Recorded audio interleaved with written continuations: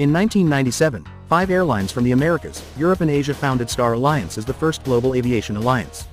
We're still pioneering, dedicated to international travel innovation and providing customers a seamless journey. Today, Star Alliance comprises 25 member airlines, each with its own distinctive culture and style of service. Alliance members come together at over 50 global hubs to offer smooth connections across a world-leading global network.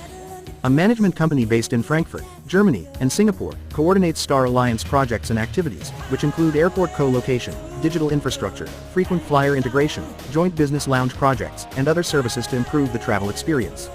Our member airlines include many of the world's top aviation companies as well as smaller, more regional carriers. Together, they offer easy connections to almost any destination in the world. Each airline maintains its own individual style and cultural identity, bringing the richness of diversity and multiculturalism to the alliance. At the same time, each airline shares a common dedication to the highest standards of safety and customer service.